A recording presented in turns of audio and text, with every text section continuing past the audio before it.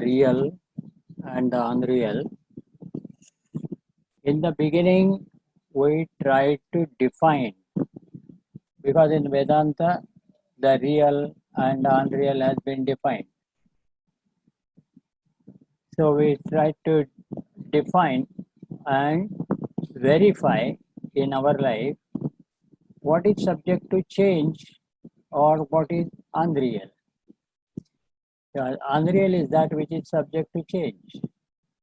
And as the definition goes, that which was not in the past and that which will not be in the future but appears to be in the present is called as unreal.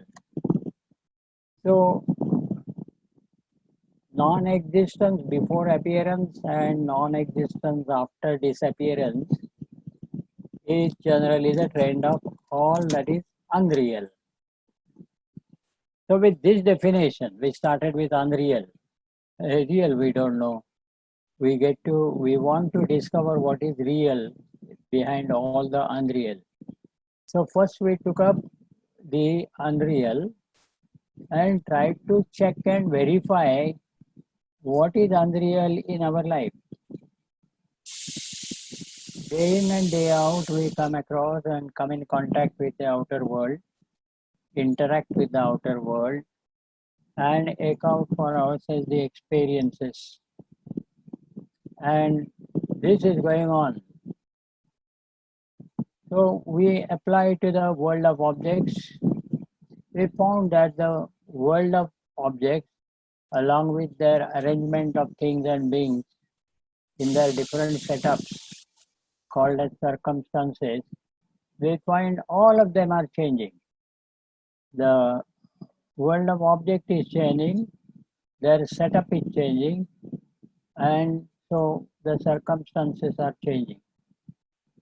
So it's a kaleidoscopic pattern of changes or circumstances that we meet in life.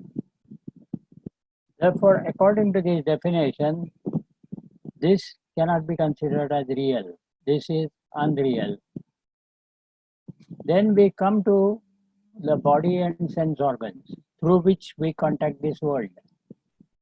Then we found even the body was not there before birth and will not be there after death, and therefore cannot be considered as real.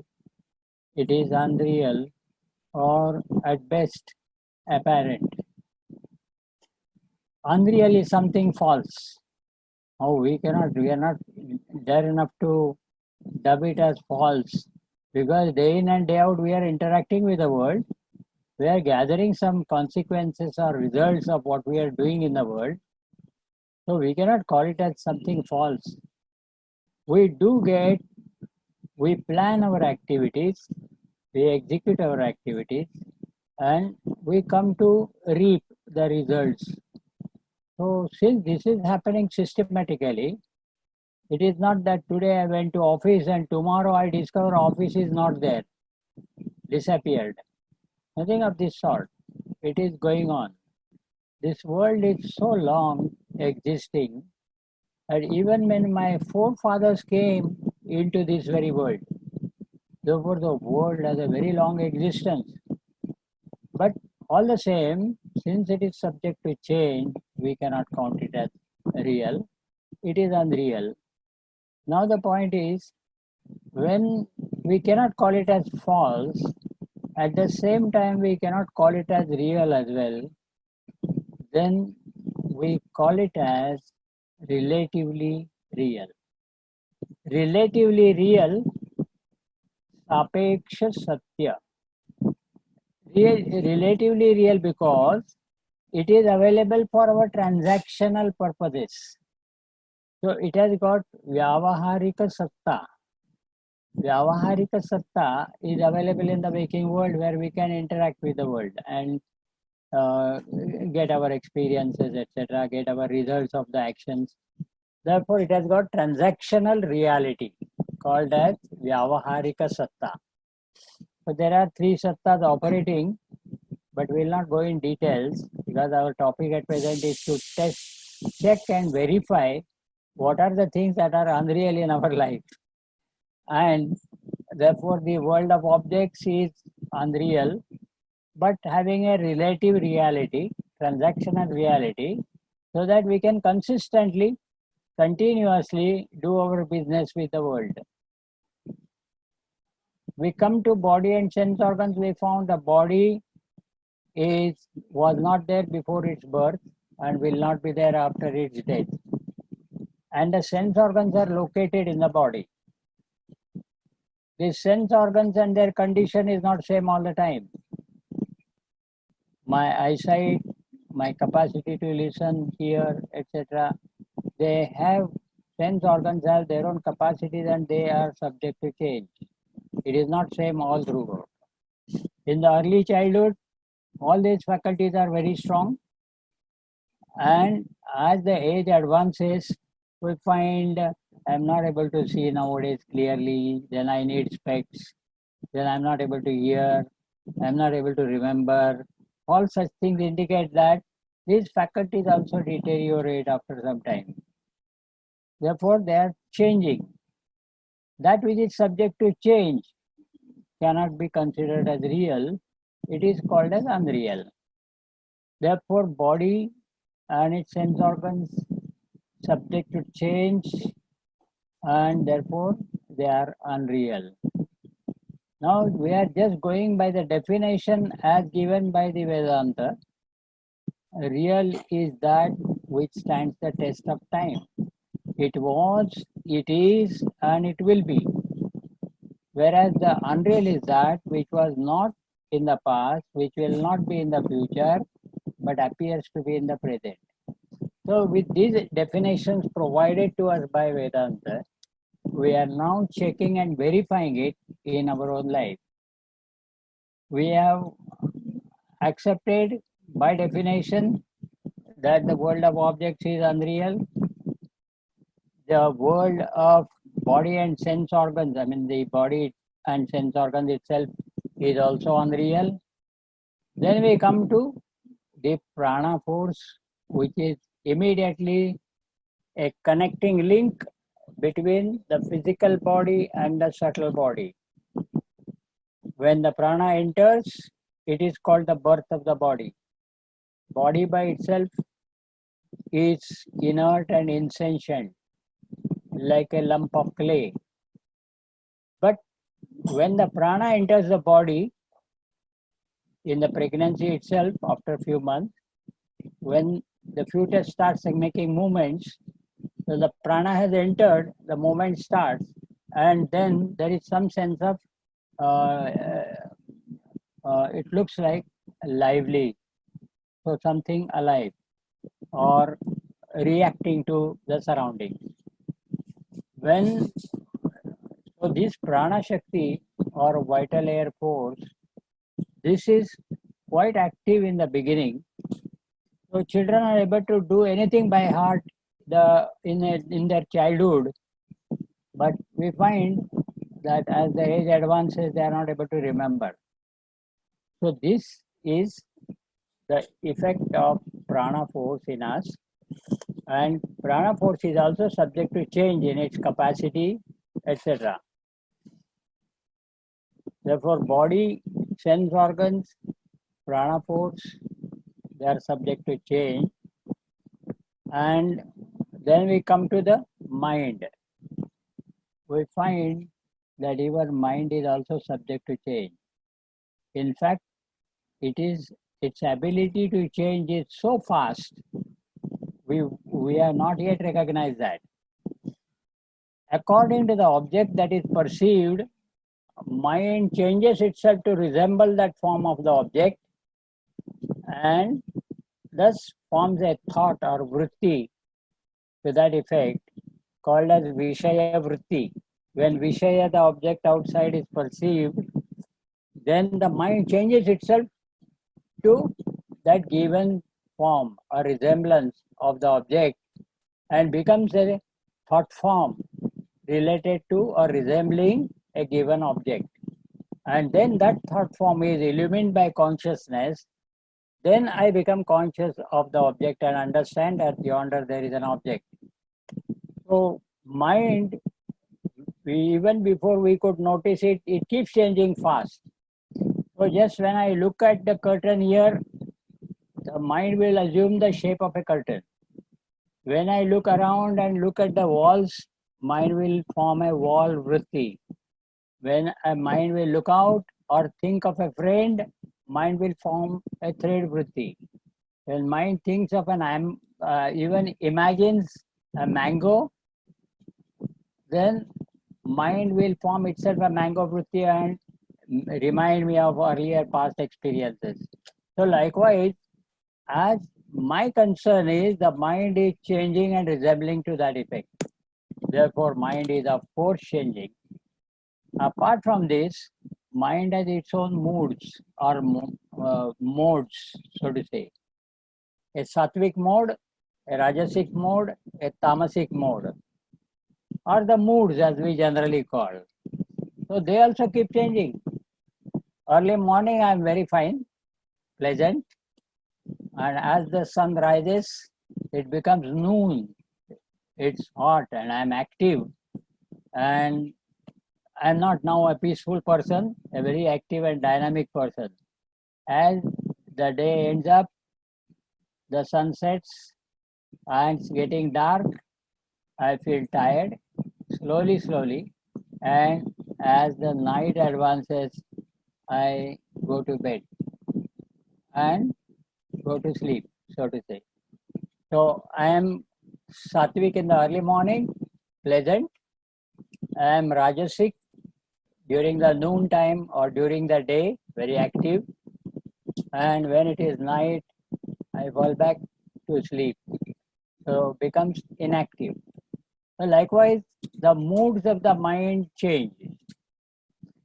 Then the resembling the mind to a given object also from moment to moment it changes. Therefore, mind changes. When we go to the intellect, we find that even intellect in its opinion changes. I have certain opinions based upon the knowledge that I have gathered so far in the intellect.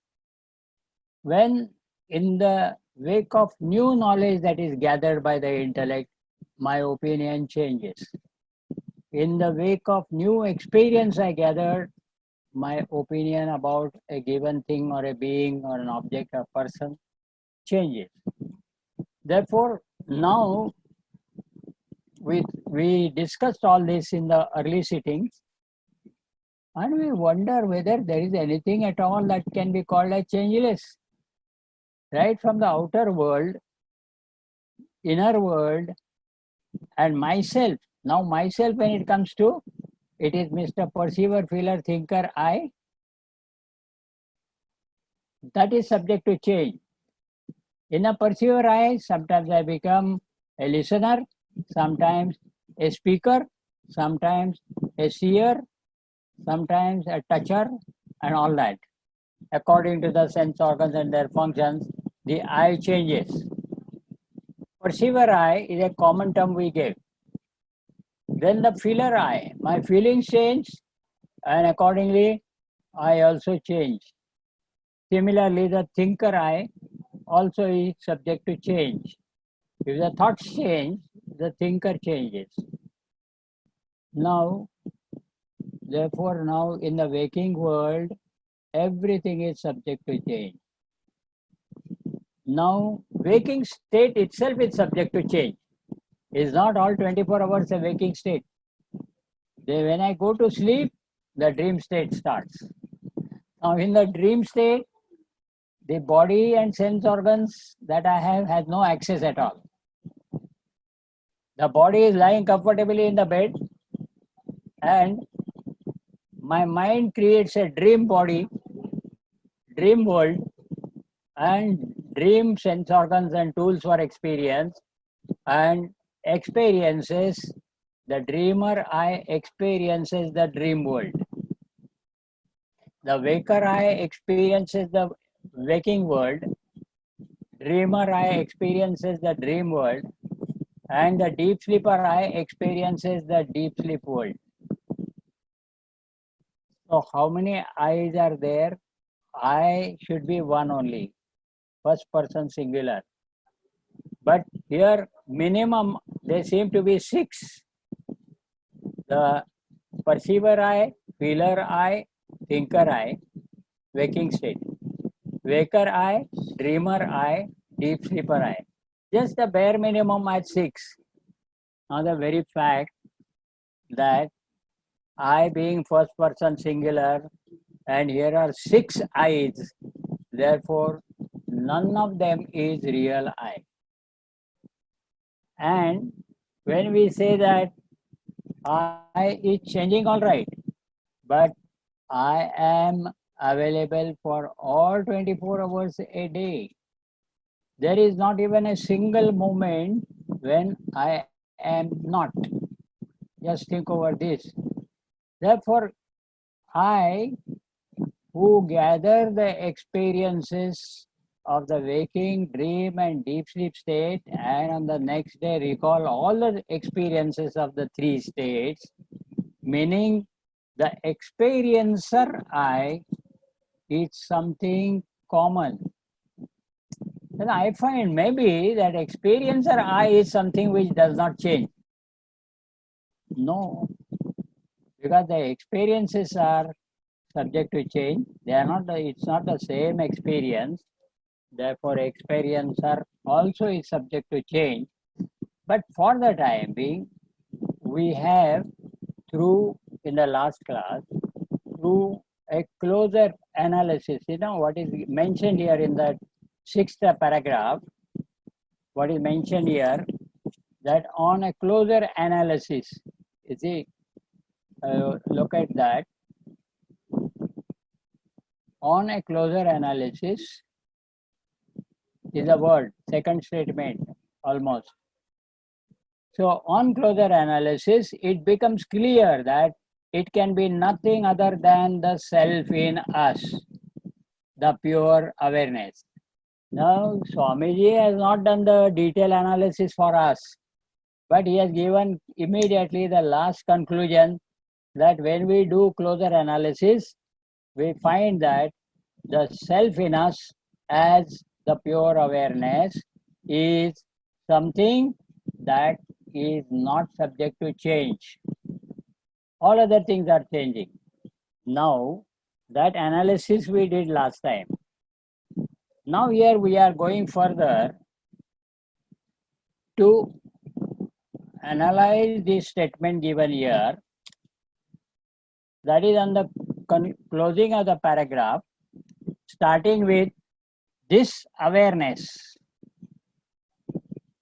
Important statement.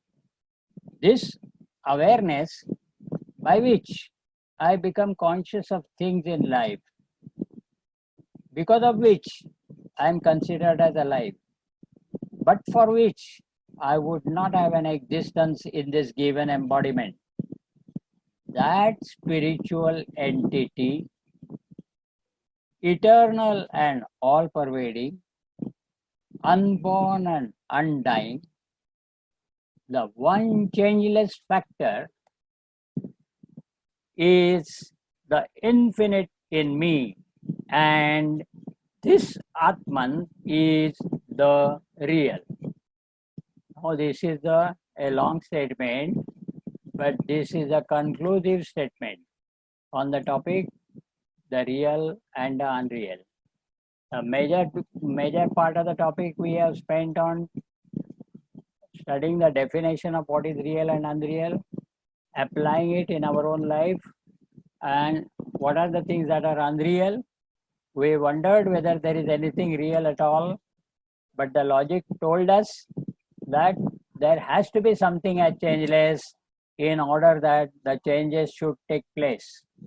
And the example we have taken is that of a river, a flowing river, where the waters can flow only when there is a stationary river bed. Bed does not flow. The river does not flow along with the river bed. So the river bed is stationary, does not flow. And because of that, the water can flow over the river bed. So the changeless is required so that the changes can take place. Now we have to see this. Now we have to concentrate on this statement. This awareness by which I become conscious of things in life. So there are two things, the awareness and the consciousness. They are not same. This awareness, now which awareness we have to discuss, by which I become conscious of things. So I am conscious of things and there is an awareness because of which I become conscious of things. This is one thing. When you say this awareness, it is, you have to go back to the starting point of this paragraph where it is said that second statement, on closer analysis, it becomes clear that it can be nothing other than the self in us, the pure awareness. Now that which was there, closer analysis, directly Swamiji has declared it is the pure awareness or the self in us. And now here, this awareness by which I become conscious of things in life, because of which, etc. That clauses, each clause we have to discuss separately. Now the first thing is awareness by which I become conscious of things. So first of all, we start with the grosser aspects and try to reach the subtler aspects. It is not possible to directly take up for the discussion the subtlest. So start with at present the level that is gross, and that level is here. The awareness by which I become conscious of things. So already we have taken the example that I was conscious of my childhood experiences. I was also conscious of my youth experiences. I will also be conscious of my old age experiences, right? So I am conscious of different stages through which I have grown, and I am conscious of the outer world. I am conscious of the inner world of thoughts and feelings. I am self-conscious. So I say I am, and I know that I am. So this is all consciousness. The light of consciousness illumines for me the objects to be conscious of. So what are the objects to be conscious of? Immediately, the consciousness has thoughts to be illumined. When a thought comes in my mind, I become conscious of the thought. The very fact that I become conscious of the thought, it means that the thought must have been illumined. This is an ordinary law in science in general, and that of light in particular, that objects need to be illuminated in order that they are perceived. The same objects in the pitch dark cannot perceive. We can't have an experience of the object unless that object is illumined by the light. So the outer world is illumined mainly by the sun. Entire creation is illumined by the sun. Sun in Vedic literature is considered as the eye of the world. It is also considered as the self for the creation. Surya Atma Jagatas Chakshushasya. Surya, the sun, is considered as the self, and it is the eye for the world. Because sun illumines everything, and therefore I am able to see. Now, in this regard, I would like to remind you the one verse, Ekashloki Swatma Bodh, wherein In the beginning only the teacher asked the disciple, what is light for you? So the disciple says, by the day it is the sun, by the night it is the lamp or fire or moon. So this is a very key verse which will also guide us here. But at present we are going by the paragraph under discussion. So I become conscious of thoughts in my mind only when the thoughts are illumined by the light of consciousness. Correct? Now the light of consciousness always illumines some objects, either their presence or their absence. So in the waking state, the objects are present. In the dream state, the dream objects are present. In the deep sleep state, all objects in the waking and dream are absent. So even the absence of the objects is also illumined by the consciousness. So far, so good. Now, the consciousness as available here, we will compare with the sun, because just now we have referred to the sun, and sun illumines the entire creation. Therefore, it is a very good example for us to understand. Now the sunlight, though sun rises in the east, sun is only one high up in the sky. Its light is everywhere. Sun is at one place, it is one, but its light is spread everywhere, all over the world. Similarly, the self is one and its light as consciousness is pervading entire world. The light of consciousness illumines the outer world. Now that sun illumines the outer world is all right. But who knows that sun illumines the outer world unless my eyes see the sun as well as the illuminated world? Think.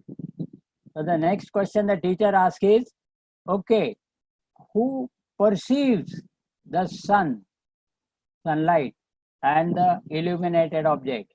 He said, my eyes. Therefore, I is in fact the perceiver of sun as well as the sunlit objects, right? So now, therefore, the light that perceives the sun is called as the light of consciousness. Na tatra suryo bhati, the famous mantra in Mundaka Upanishad. Na tatra suryo bhati, tatra, there the sun shines not. But because of that, the sun shines. In science, this sun is considered as self-luminous. In Vedanta, sun is not self-luminous. Sun is illumined by the light of awareness. So this is, we have to see this, compare it properly. The sun is illumined by the self. The self is called as Atma Bhanu, the self as the sun, and it illumines everything. The 15th chapter of Gita, if you see, Tat Tejo Viddhi Mamakam, the effulgence that illumines the sun, the moon, the stars, that all effulgence belongs to me, says the Lord. Yadadityagatam tejam jagat bhasayate khilam yat chandramasi yaccha agnau tat tejo viddhi mamakam. The Lord says that it is me because of which the sun shines, the moon shines, the Agni, the fire also gives light. So this tells us that the light of consciousness illumines sun, moon, etc. So therefore this light is subtler than the light of the sun. Now consciousness and awareness, we have to see this relationship. We have now seen that as the sun illumines the entire world, here the light of consciousness illumines the entire world of objects, emotions and thoughts. So this is clear. Now this consciousness and awareness, what is the relationship? Whether they are same or different. In fact, there is nothing different. Everything is same. This all has become, I have become all and nothing else. Or it is by me that it has become all. It is either I or by me that everything has become. There is nothing else. To consider there is something else is the only blunder that we are making. Here we are trying to see the light of consciousness and the light of awareness are one and the same. But then why their terms are different? Terms have got to be different because they are in a different state. Now, for instance, the sunlight that comes on earth, we are able to see the shaft of light or the rays of the sun. Why? Because there are dust particles and so many other things which are illumined on its path, and then when the sunlight comes through my window, I can see the complete shaft of the light coming in. That is because there is an atmosphere. In the medium of atmosphere, the light becomes visible. Otherwise, light by itself, says science, is invisible. This light is invisible when it is beyond the atmosphere in the space. We are aware that when the spacecrafts were sent on whatever planet, they had to transcend the atmospheric region, and when they went into the space as such, where there was no atmospheric pressure, then they complained about darkness in spite of the sun. Actually, the sun's heat and light energy is being utilized by the spacecraft machinery. Entire power of electricity, etc., is made available from the sunlight, but they are not able to make use of the sunlight because sunlight is not visible.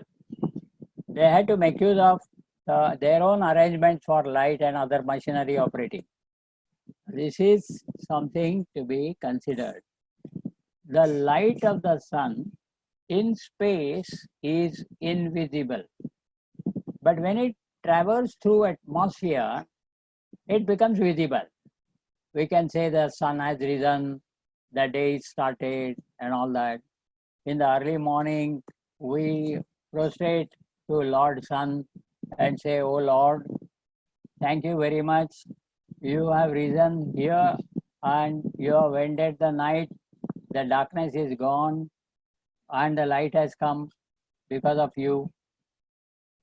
Then the sun will wonder, and if he's self-conscious, he will ask us, "What is that night you are talking about? You say the night is gone and the day is risen and all that.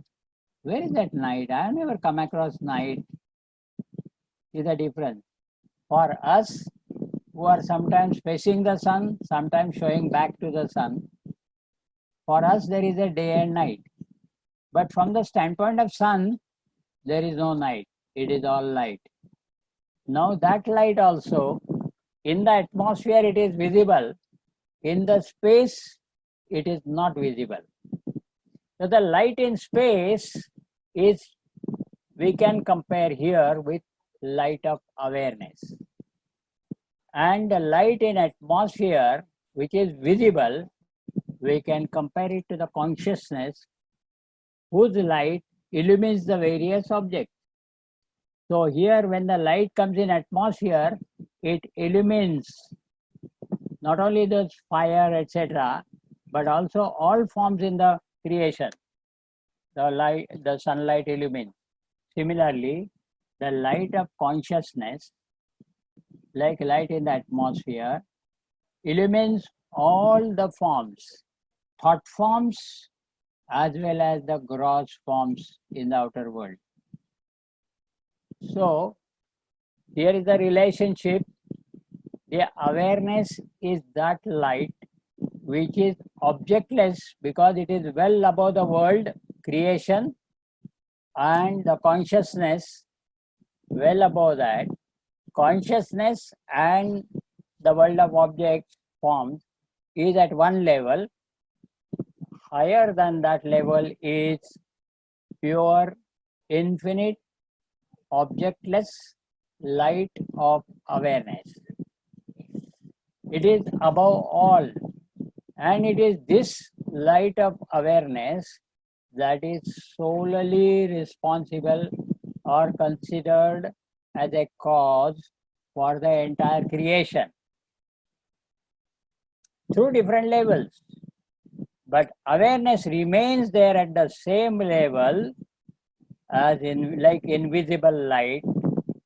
But it is this light, when it comes in atmosphere, becomes, atmosphere is the in the example. So when it comes here in five great elements, after the space there is air. In the air we can find there is a first medium that is available to manifest. So the infinite awareness first manifests in the air and then in the fire. In the fire it becomes visible. In the air it is not visible.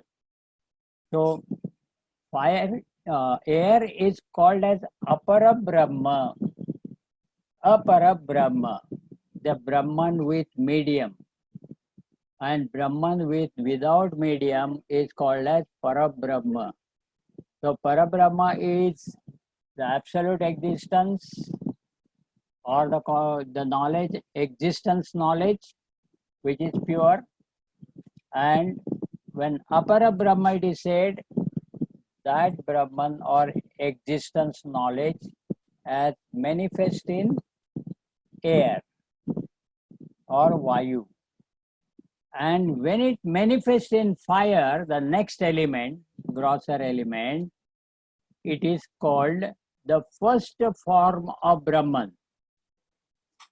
Agni in Vedas is called as Prathama Shariri. It is the first visible form as fire. So we will find that Brahman represented by fire is the lamp that we lit at every ritual. Whatever may be ritual, even if it comes to nowadays, even the inauguration of some function, the guest will be asked to light the lamp. See the importance. So that to lit a lamp and make it manifest, that fire was unmanifest before it had a fuel. When the fuel is offered, the unmanifest fire became manifest. When the fire is burned down, the fuel is burned down, the fire goes back to become unmanifest. The very fact that you can kindle fire anywhere in the world itself shows that fire is available all over.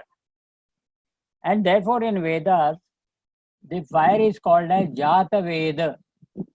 Fire is all knower. Fire knows everything because it is everywhere to know everything. Fire is all pervasive. It knows everything. Jata Veda. It is the first one having a form. Prathama Shariri. Very important ideas. So therefore, first three elements, space, air, and fire, are considered very close to the divinity. Here what we are seeing is, high up in the atmosphere or the space is the sun.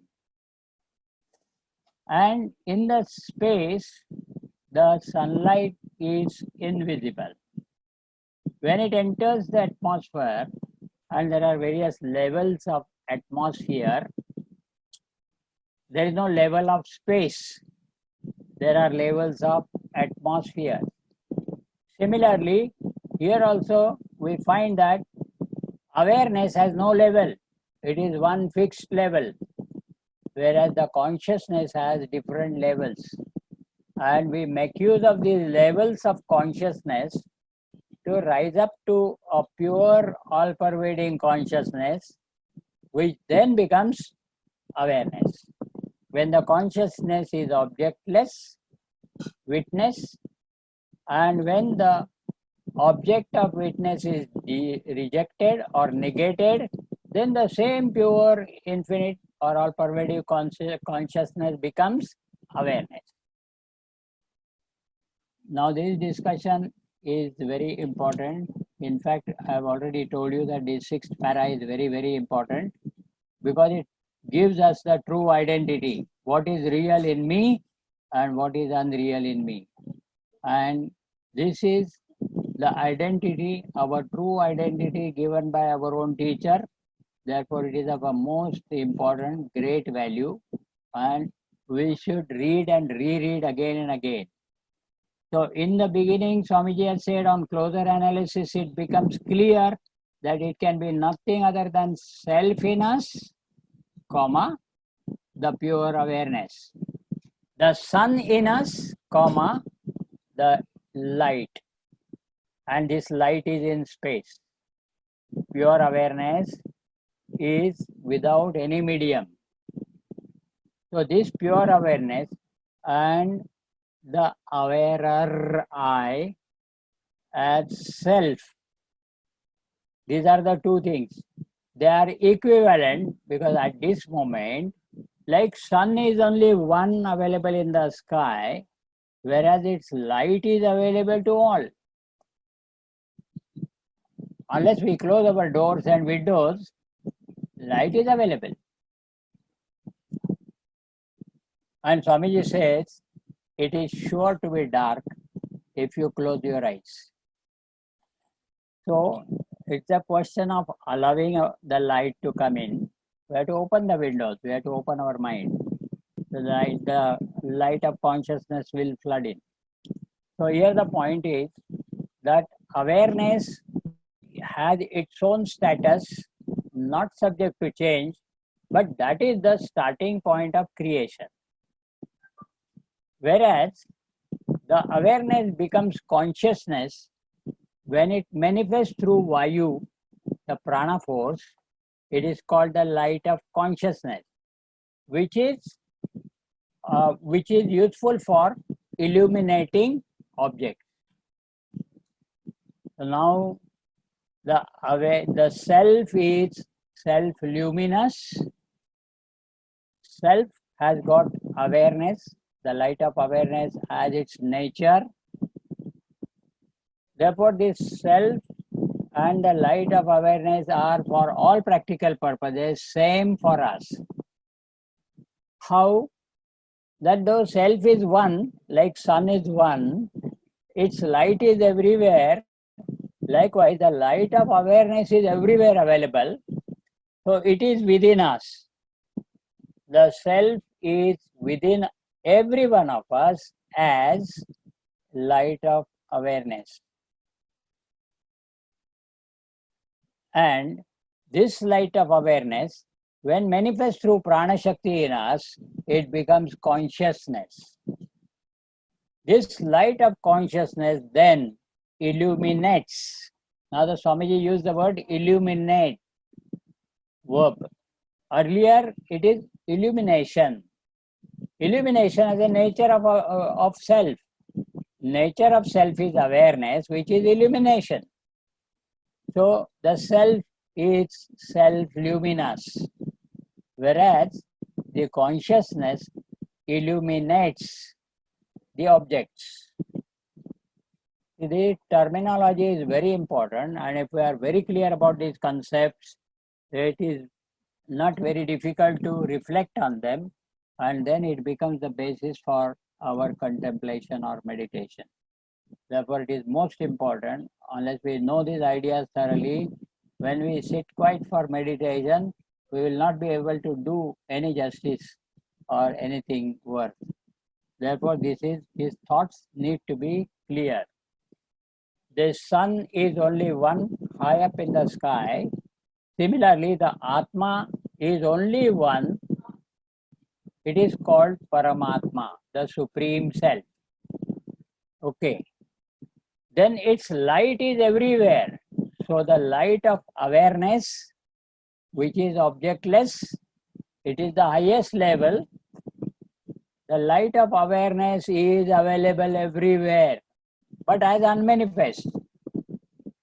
So the light of awareness is in us. There is the self in us. Don't look out like sun. The self, Atman, is within us. This Atman has as its nature the light of awareness. Therefore, awareness is available with us. We can say that the self, which is one without a second, is available in us as light of awareness. I'm going very slow because there should not be any confusion. When this awareness in us manifests through prana force, vital air force in us, which is already operating, it is the prana force which makes our equipments operative. My body perceives an act, my mind feels, and my intellect thinks, because the prana force is making them active or operative. And the consciousness illumines all the activities at the level of body, mind, intellect. And behind this consciousness is awareness. So levels are very clear. Awareness has no level. Consciousness has levels, which we will see later. But at this moment, the light of awareness is available in all of us. Ekastatha sarva bhutantaratma. The self in all of us is one and the same. Now, when you say self is one, how it is same in all of us? So, self is one as Paramatma, and when it is said self is in all of us as innermost self, Antaratma, then it is awareness. Please know this carefully. The self in us is available as awareness. It is called self-awareness, Atma Bhana. So this self-awareness is available in all the beings.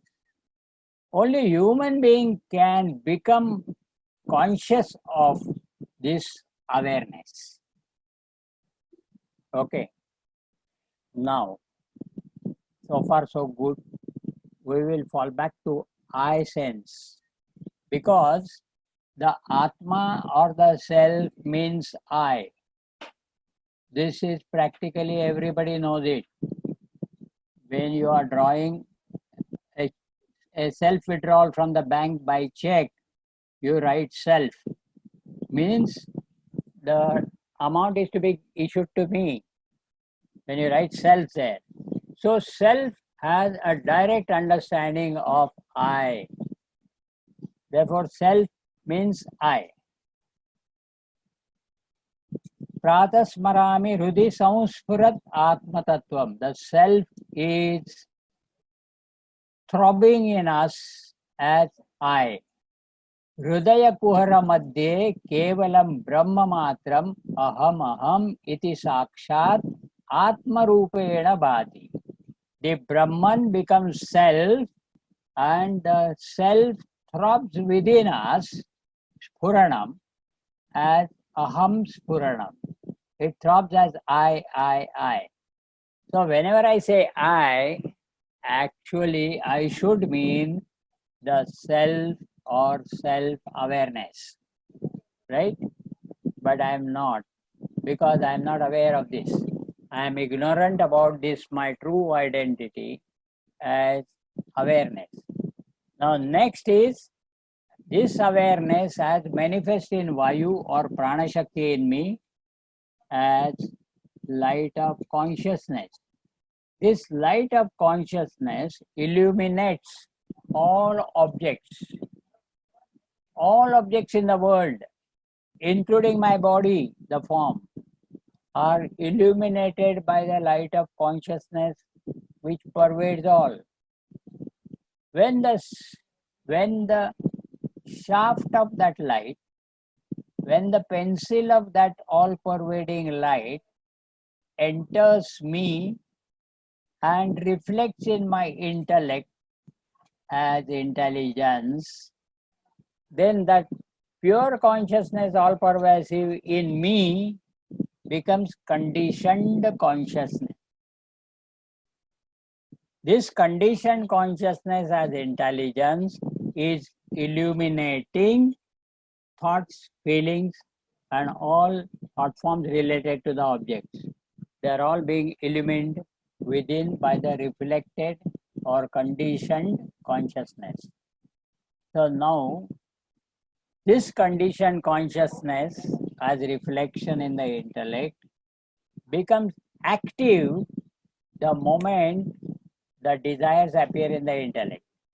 Then he says, I want to fulfill the desire. Then the mind becomes active. Thus, it becomes active. So now see, I want to label these eyes. Careful. Absolute existence, Param Brahma. No identifying, because there is no second. It is one without a second. So it is beyond our scope, right? So Parabrahma or absolute existence, one without a second, there is no I. I starts when in that existence the power, inherent power of knowledge manifests. So first it is called existent, and second one knowledge, pure knowledge. So existence and knowledge together is called as Sat and Chit, otherwise called as Atma. So the Parabrahma becomes Atma. Now Atma is existence, knowledge. What was absolute existence?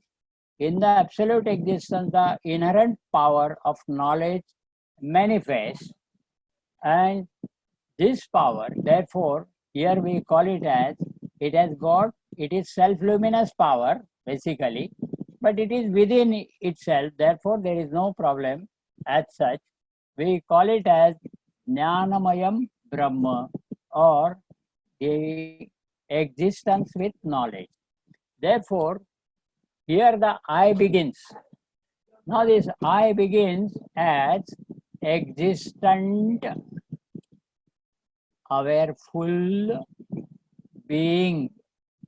This is my first identity, last and the final identity, that I am existent, awareful being.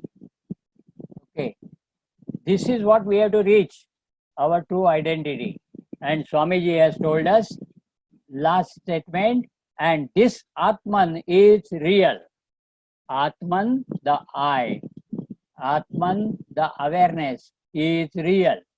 Therefore, existent, because it is existence, existent I and awareful I or awareness I together as existent, awareful being is my final and true identity, and this is called the self, and this is real in me. You see, the discussion In the beginning, we tried to cover our revisional portions, and here we took up this statement for our discussion is that this awareness by which I become conscious of things, this is what we have analyzed throughout. This awareness, because by which I become conscious of things, therefore awareness is at one level, permanent, and because of that awareness, there is consciousness of objects. So awareness is called objectless awareness, whereas the consciousness has either the objects present to be illuminated or their absence to be illuminated, right? So this is my final identity, and now see how I have gone down due to ignorance of this true identity. I have slipped down to the depth of degradation, where lastly I say I am the body, Deho Ham. I am the body, the last and the worst identity which has tied me down to the world of limitations and sorrow. So now we'll see how it is. So the existent,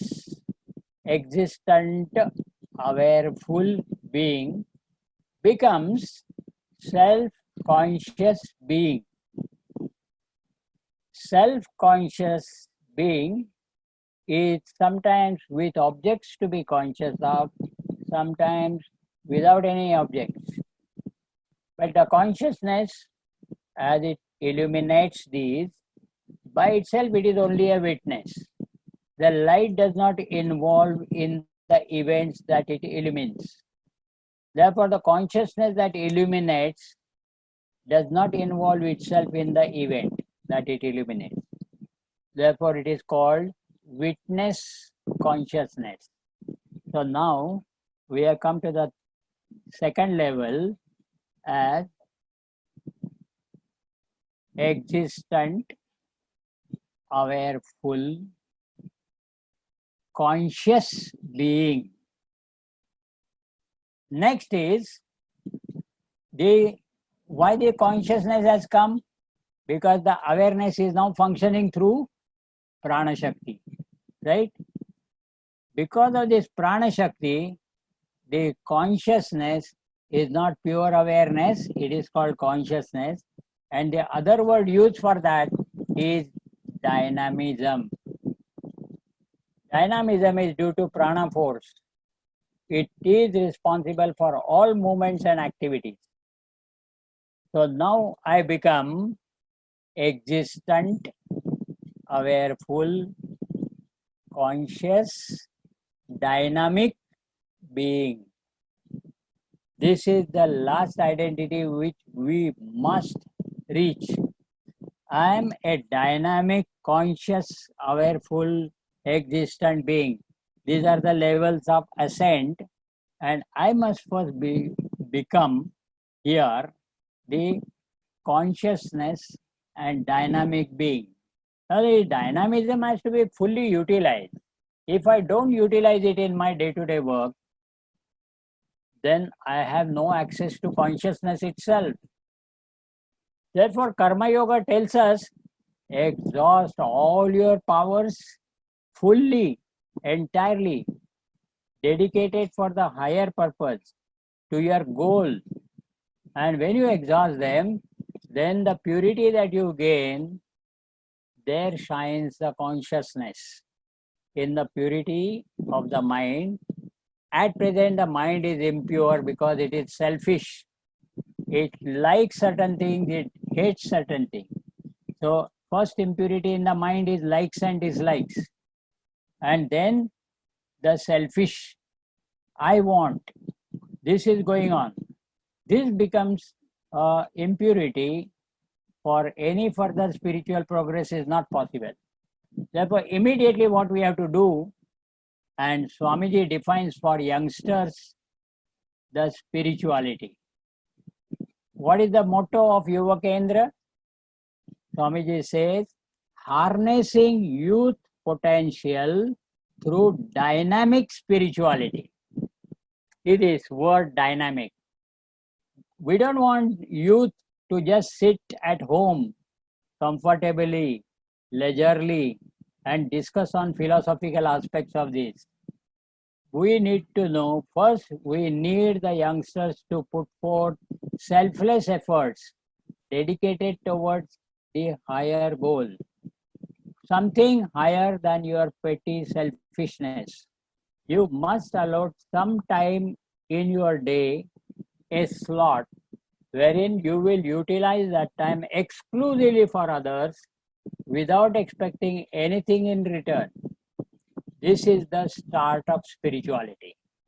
You have no access to spirituality unless you serve selflessly the people around you, whether it is your own housing society, whether it is your own community or a nation. These three levels are enough for us. We need not go beyond nation. The global, etc., is for others to think. So, this I must be dedicated in my service to society. As the Bible says, love thy neighbor as thyself is indicative that we must take care of our surrounding people and area, and we must love our people and serve them. So this kind of selfless service is the first thing that is expected from the Yuva Chaitanya or Yuva Kendra.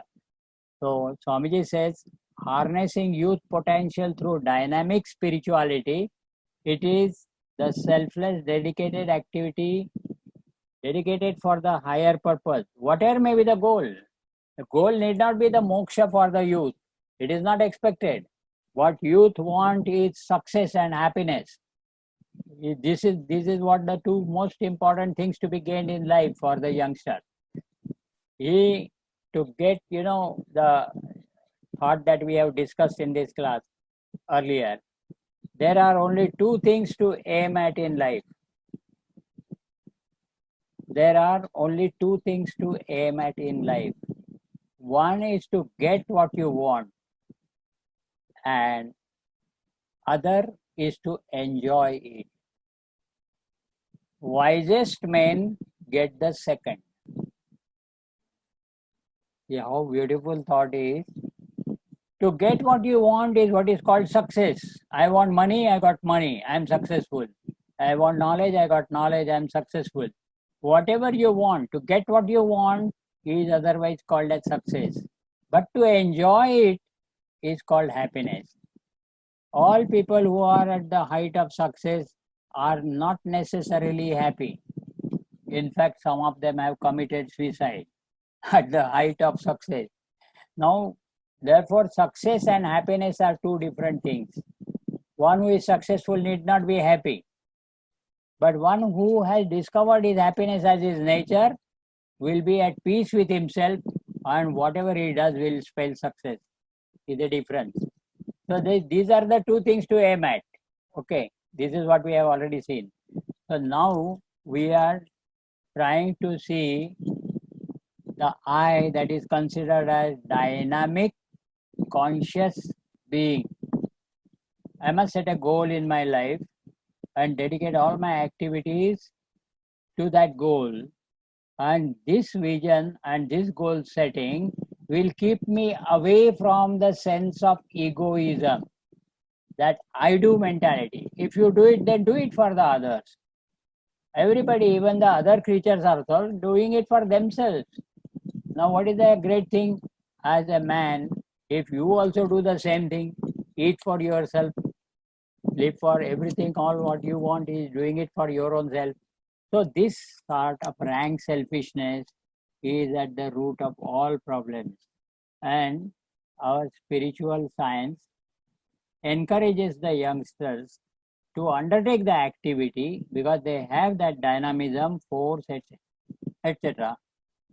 for the higher purpose, in a sense that they should have some goal setting in their life. Whatever that goal may be, it may be to serve the society, to community or the nation, but they must set aside at least some definite time in their day-to-day activity, or at least once in a week, as we are So once in a week, at least they must spend some 2-3 hours exclusively for others, without any expectation, not even to expect thank you from others. In fact, you will get galis only for all this. They will never recognize your services. But to do this, not to oblige them, but for your self-purification. This is a great thing, that if you're doing it for others, you expect that others should appreciate your service. And therefore, social worker has this problem. They have a fancy for serving the society. They serve the society, but then they expect that to be recognized. And if the people don't recognize, then they are sadly, they come to despair and disappointment. Here, the seeker is asked to serve the society, not to oblige the society, but in fact, the society is giving him the opportunity to serve, and thereby the seeker is benefited in terms of self-purification. And this is the first step in spirituality. In fact, the self is already there, the awareness is already there, the consciousness is already there. Now, what is the problem is, when consciousness comes across vasanas, ignorance and vasanas, thereafterwards the I sense gets disturbed. So instead of the existent, awareful, conscious, dynamic being, I become desirer I, kama kami, referred in the second chapter. Sa shanti mapnoti, na kama kami shanti mapnoti. The moment this consciousness illumining desires in the intellect gets involved in the desires, then it becomes the desirer of the desires. From there, there is a downfall. And this is what is happening. The intelligence in the intellect illumines the desires in the intellect and then gets involved in the desires as I want. When I want comes, then that is called the desirer. So the desirer is not necessary. The desires are there because of the vasanas. And the vasanas are there as the impressions of your past work, past deeds, called as prarabdha. Therefore, prarabdha is a set system, and you are bound to go through all those experiences, good, bad, indifferent, in life, whether you like it or not. You got this body, and whole system is working so that you get to go through all those experiences due to prarabdha. Now here is the statement which says that it is, come back. We have seen the self, the pure aware experiences that have come under one's awareness. Look at the statement. On closer analysis, we have seen that after that, full stop. Next statement is experiences that have come under one's awareness, not this term, do not constitute any vital aspect of one's own self. Now, this is a philosopher under discussion. Now, experiences we come across is due to our prarabdha, right? Just now we have discussed this, that vasanas are impressions of the past.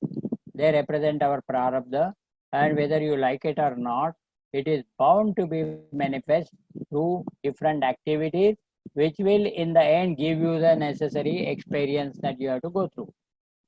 There is no otherwise possibility, and whether you like it or not, the experience you have to go through.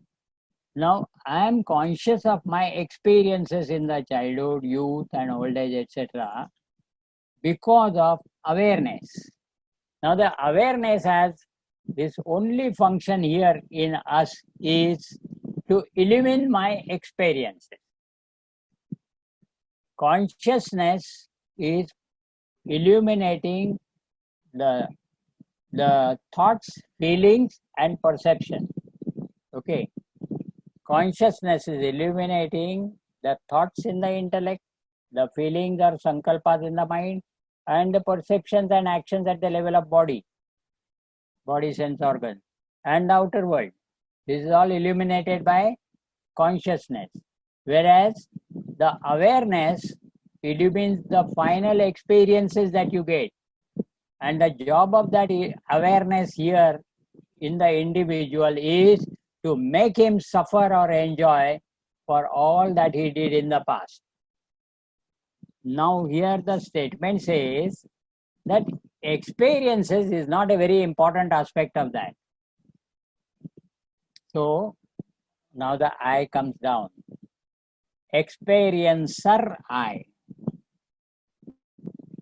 Whether desirer I, etc. is due to mistake of identification, but I am the experiencer I, going throughout all 24 hours of the day, passing through waking, dream, and deep sleep state, and gathering all my experiences, suffer or enjoy due to my prarabdha.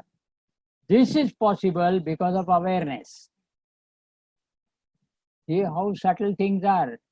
Swamiji doesn't compromise with his knowledge. Only it's a question of level of discussion. And our age group is just fit age group. We are given the range of age group as from 25 to 45. 19 to 45, a large. But we, in the beginning, we came across the age group of 19, etc., around 19, but we found that they are not able to appreciate for the want of the background at home or in the school, etc. They are not able to pick up that interest. So immediately they get dropped out. But those who have come to 40s, gone through the basic experiences of life,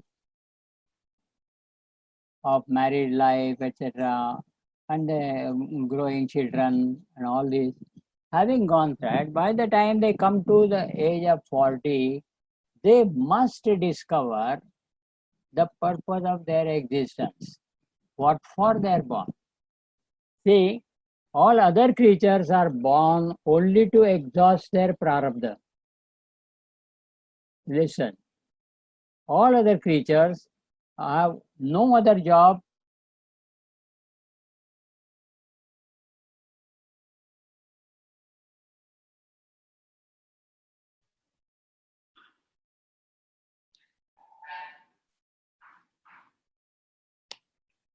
self-conscious, therefore he can initiate a new activity in achieving his own goal, and that is called as purushartha.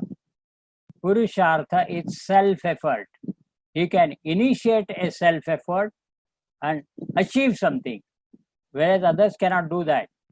And this is an extra provision given to man because of consciousness that is manifest in his intellect. Therefore, he has become self-conscious. And he sees the present prarabdha and he says, I don't want this kind of thing. I have something else in mind. I wish I should get that. And he can initiate a self-effort and do that. This is called as purushartha. So, in addition to exhausting the prarabdha, we have an opportunity to initiate purushartha and achieve something in life. Therefore, the slogan for the youth is act to achieve, not act to suffer the results. That's not the goal. We may suffer, we may enjoy, we may gain, we may lose, but to set a goal and work for that is the main important self-effort that we can put forth so that we can go to the higher rungs in the ladder of evolution. So this aspect we were discussing. The last point that we discussed is the awareness, the function in individual of awareness is to illumine the individual's experiences in his life. And therefore, we are now coming to the concluding aspect of it. It is not over. We need to read and reread this paragraph, most important. But here it is said that the statement is experiences that have come under one's awareness do not constitute any vital aspect of one's own self. Self is not the one who is experiencing happiness and sorrow as per prarabdha. It is the individual, and therefore it does not constitute any vital aspect of awareness. Awareness is there because of which I am conscious of my experiences, and to go through these experiences is the system. That system wants me to suffer or enjoy whatever I did in the past. So prarabdha aspect is taken care of by the system. The purushartha aspect is provided by the system for the human being. Not necessarily that it will ensure achievement and all that, but it is an open facility offered to the human being. Therefore, now the awareness in us, what it will do, it will first illumine the individual's experiences and let him think over the experiences. Why I am suffering all through? The major experiences in my life are of failure, disappointments, sorrows, and there are very few who are the moments of achievement, success, happiness, etc. Seeing this, he can question. He is a self-conscious being. Why sorrows for me? Why I am disappointed? I want happiness all through. Why I am not able to be happy? This question can be raised only by the self-conscious human mind or being. And if this is asked, then this manual becomes very, very useful to unfold ourselves. We have got all the necessary potentials within ourselves to realize our final identity. But now what is important is to make use of that, we need a guide. Here we are guided that at present, all my perceptions, feelings, and thoughts are illuminated by consciousness. Whether reflected consciousness, conditioned or pure, it doesn't matter at this moment. And all my experiences throughout 24 hours of the day are illumined by awareness. These are the two different things. If I am aware of my own experiences, usually what man does, he manages to go through the sorrowful or failures, etc. in life, hoping for the success or happiness. He just manages to go through. That is not the case. He should question why. So if he is self-conscious enough, he will definitely question that. If he does not question, then his life is simply wasted. He lived like another animal, only without horns and without tail. They only said a human being only in form, but at the level of mind and intellect, he behaves like an animal. So the religion or this philosophy is not meant for animals. It is for man. Man is one who thinks, who doesn't just go through the daily routine and is happy about it or manages or compromises, whatever he does, but he thinks over it. And therefore, when he starts thinking, certain questions will be raised in his mind. And then pursuing the answers to those questions, he will be benefited. He will then have evolution, further evolution. And this was the very important aspect that we tried to discuss. It is not really over, but today we try to see the relationship between awareness and consciousness, between consciousness and the world of objects, emotions, and thoughts illumined by consciousnness. Then also the world of the perceiver eye, feeler eye, thinker eye, waker eye, dreamer eye, deep sleeper eye.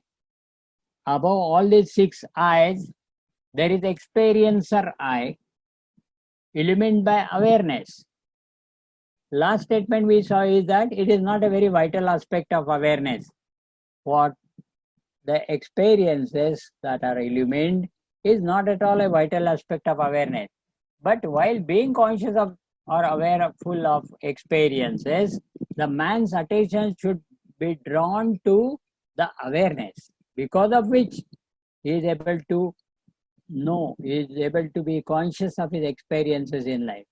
The other creatures also get their experiences, but they forget, they don't remember at all.